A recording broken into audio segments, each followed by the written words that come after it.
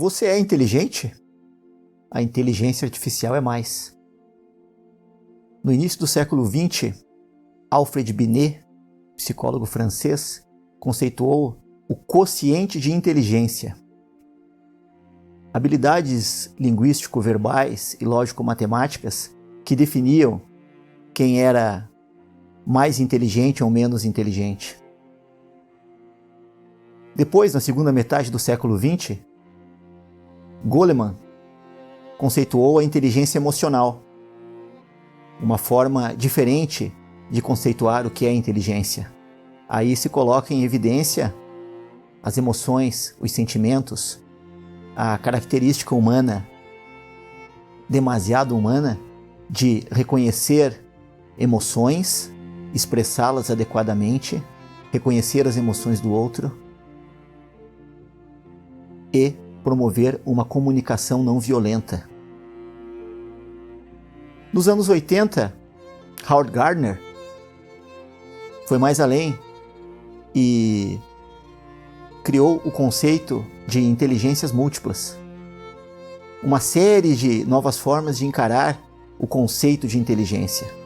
Um sujeito não seria inteligente apenas por suas capacidades lógico-matemáticas ou linguístico-verbais, mas também se colocaria em evidência a sua inteligência intrapessoal, a capacidade de reconhecer suas emoções, expressá-las adequadamente, sua inteligência interpessoal, de reconhecer as emoções do outro, comunicá-las, né? Conversar de uma forma assertiva, a sua inteligência corporal sinestésica, notoriamente reconhecida em esportistas, dançarinos, não é? A inteligência existencial, né? A inteligência clara, a filosofia, né?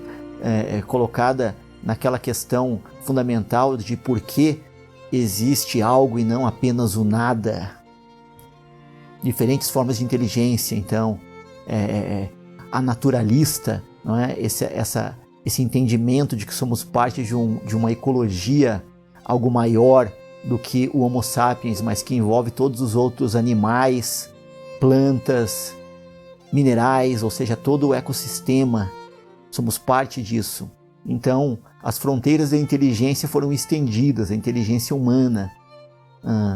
Mas desde os anos 1950, quando o matemático inglês Alan Turing se perguntou num artigo científico: podem as máquinas pensar?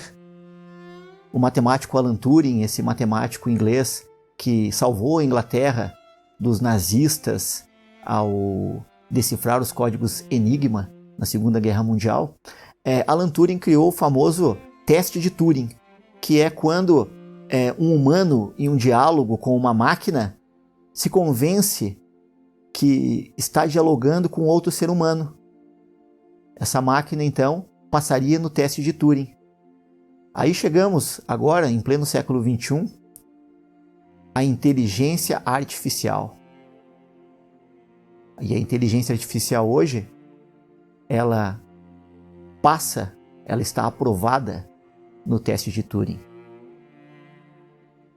Ela consegue simular uma inteligência humana. E aí entramos no campo daquilo que se chama de o complexo de Frankenstein. O complexo de Frankenstein é um medo do criador de ser destruído pela criatura. Da mesma forma que o cientista Frankenstein, Dr. Frankenstein, perceba que o nome do livro, né, é o nome do criador e não da criatura, né? O criador, ele é destruído pela sua criação. Então, existe esse medo, né, em cada um de nós, hoje, de nos tornarmos obsoletos, de nossa inteligência humana, nossa inteligência linguístico-verbal e lógico-matemática já estarem superados pela máquina, né? E o que nos restar é apenas essas características da inteligência emocional, né? Existencial, naturalista, corporal sinestésica, que seriam atributos plenamente humanos, mas que a máquina já se encaminha para cada vez mas simular como algo que supera o humano. Então, o inorgânico, ele decreta a obsolescência do orgânico. A grande obra-prima cinematográfica 2001 do diretor Stanley Kubrick demonstra isso maravilhosamente bem naquele que é considerado a maior elipse da história do cinema. Uma elipse é uma transição temporal. É um momento em que primatas, em meio a um confronto, descobrem que um osso ele pode ser usado como uma extensão do braço, usado como uma arma, e esse primata, numa disputa territorial por uma fonte de água, arrebenta a cabeça do seu inimigo. E ao atirar para o alto esse osso, ou seja, ao iniciar aqui a criação da sociedade técnica, esse osso, ele sobe aos céus nessa elipse, nessa transição histórica, e esse osso se transforma em uma nave espacial na Discovery. E aí tomamos contato com o HAL 9000, a inteligência artificial do filme 2001, Odisseia no Espaço. E essa inteligência artificial, ela tem como missão transportar uma tripulação humana pelo espaço e atingir um determinado objetivo. Só que a inteligência artificial, ela conclui que a melhor forma de cumprir a missão é eliminando os humanos a bordo da nave. Aí podemos pensar, uma inteligência artificial, ela é consequencialista ou kantiana? Ela observa a consequência dos seus atos ou observa a lei?